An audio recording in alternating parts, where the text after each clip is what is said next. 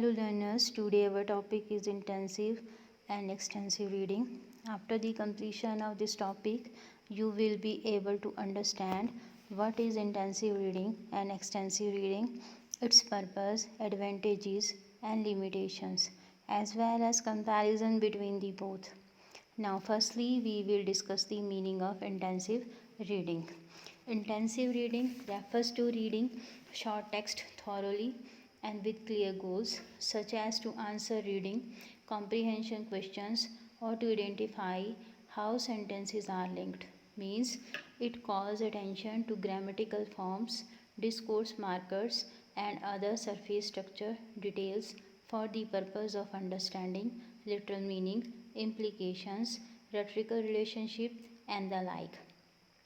Although reading comprehensions can be one goal of intensive reading, its goal may include learning subject matter, vocabulary learning, and studying the author's intentions. Means intensive reading can be treated as a zoom lens strategy.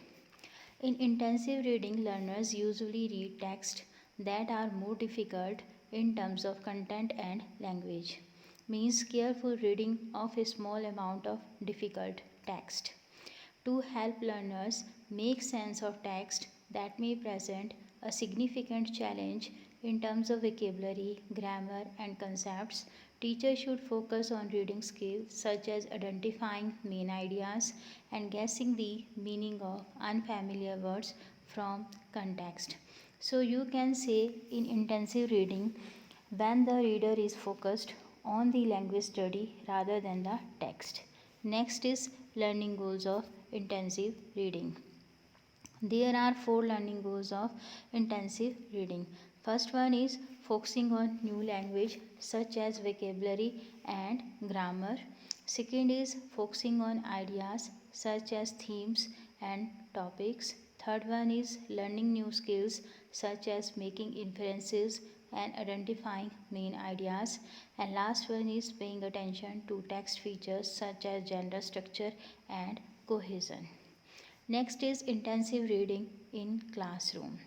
Intensive reading activities include giving a text for specific information to answer true or false statements, for filling gaps in a summary, scanning a text to match headings to paragraphs, and scanning jumbled paragraphs and then reading them carefully to put them into the correct order. This is followed with an advanced explanation of new words, phrases, antonyms and synonyms, grammar items that are beyond the reading ability of the students. Next is advantages of intensive reading. It provides base to study structure, vocabulary and idioms as it increases the quality of writing. Increases active vocabulary, possibly the fastest way to build vocabulary. Help in learning grammar contextually. It explains meaning contextually. It improves power of expression as well as improves the skill of reading. Next is limitations of intensive reading. Large amount of time spent on reading a small amount of text. That is very time consuming. Procedure is long and uninteresting by its nature. It is a slow process and takes lot of time because learner will be focusing in a small amount of text which makes them exhausted. No systematic grammar teaching reading material with a lot of new vocabulary and grammar is a sluggish and tiring process. Means the whole class reads the same material which is too easy for some and too difficult for others. Rarely gives joy and pleasure to the students. Means all the students have to read at the same pace as they do the task together. Learner cannot become confident and fluent reader. Means reading is difficult, so learners have few chances to build reading speed and fluency. Too much emphasis on language. School textbook, short text, poetry, comprehension exercises are good example of intensive reading. Next is extensive reading. Extensive reading involves learners reading text for enjoyment and to develop general reading skills. Means extensive reading is rapid reading of large quantities of material. Extensive reading is often overlooked, especially as a classroom activity, because in the classroom, teacher teaches topic according to syllabus. Teachers often feel it is not an effective use of class time or are just uncomfortable with the extended silence. Learners can be encouraged to read extensively by setting a class library, encouraging review writing, and incorporating reading of books into the syllabus and dedicating some class time to quiet reading. When learners read a lot, they meet thousands of words and help the learners to develop an awareness of collocations and thousands of lexical phrases. The main aim of extensive reading is to build learners' reading skill by encouraging them to read more. It is a reading for gist by skipping unknown words. This is, in fact, a supplement to intensive reading. According to Susan and Rob, the key features of extensive reading are reading of large quantities of material or long text for global or general understanding with intentions of obtaining pleasure from the text. Moreover, the immediate aim of this method tends to be directly related to reading with increased fluency and speed. In particular, developing reading speed is important because it helps learner to understand language faster and better. Features of extensive reading. Extensive reading is reading rapidly because the reading content is according to the interest of the learner. Extensive reading is reading longer passages and text like novels, fictions, biographies, etc. Extensive reading is independent reading, means it's according to the taste of the learner. Extensive reading silently and may be done anywhere, anytime. Extensive reading is supplemented by the library reading or reference reading. Next is purpose of extensive reading. The main aim of extensive reading is to build reader confidence and enjoyment. The students choose their own reading material and are not compelled to finish an uninteresting material. Extensive reading is taken up as a pleasant reading. It relaxes the reader by giving lot of enjoyment. To emphasize on the subject matter while reading extensively serves the purpose of keeping the learner's self study active, such a type of reading that may be done anywhere and at any time. Ultimately leads to good reading habits. The following type of text material are helpful in extensive reading like novels, stories, biographies, non detailed text, autobiographies, newspapers, comics, etc. Objective of extensive reading. The main objectives of extensive readings are to read quickly, to read silently, to understand the gist of the content, to increase passive vocabulary of the learners, to develop taste for the language, to inculcate the habit of reading. Advantages of extensive reading. It can provide massive comprehensible input to the students. It enhances the general language competence of the learner. Extensive reading emphasizes and utilizes the previously learned vocabulary and knowledge. It helps in assimilation of ideas. Advantages of extensive reading. Reading extensively leads to improvement in writing. It facilitates the development of prediction skill. It keeps entire class busy and active. This method of reading provides all the benefit that lead to comprehension and fluency. It may lead to lifelong reading habits. Limitations of extensive reading. Using extensive reading in a classroom is by nature a difficult thing to do. Different students are at different reading speeds.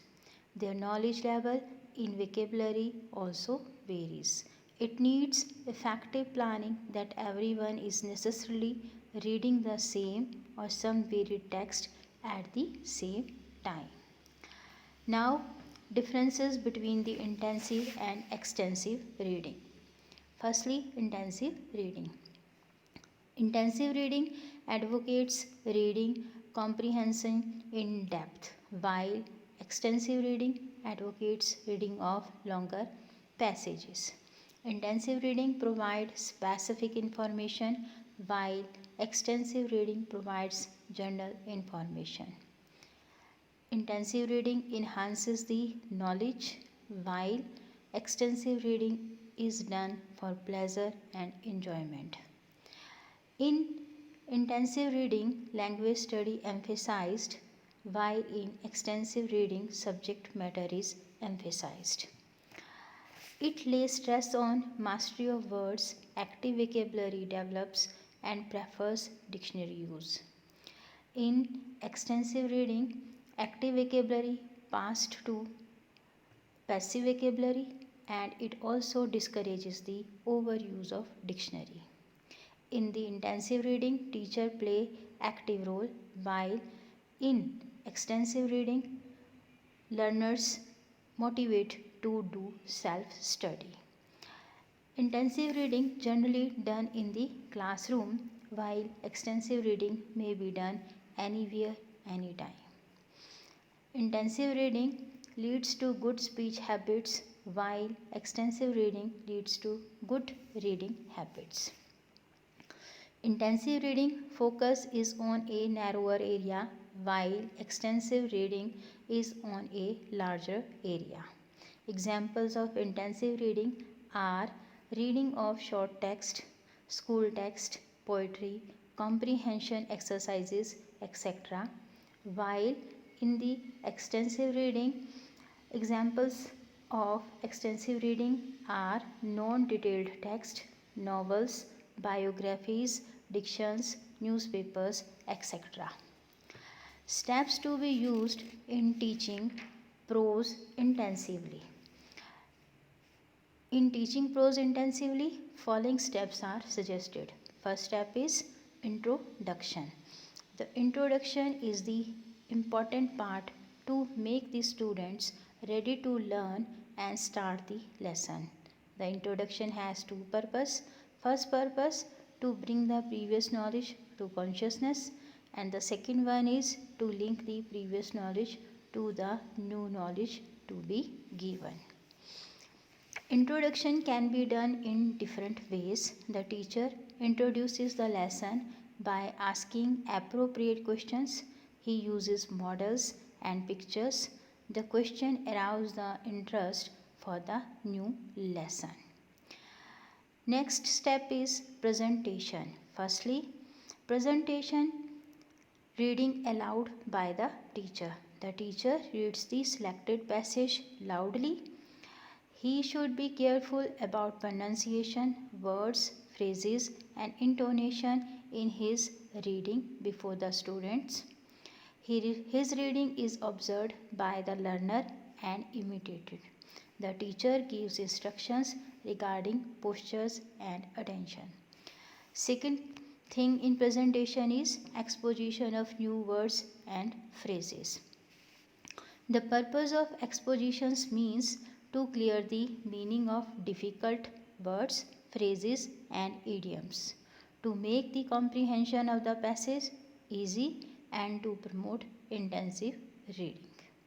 Next step is silent reading. The teacher gives time for the students to read the passage silently.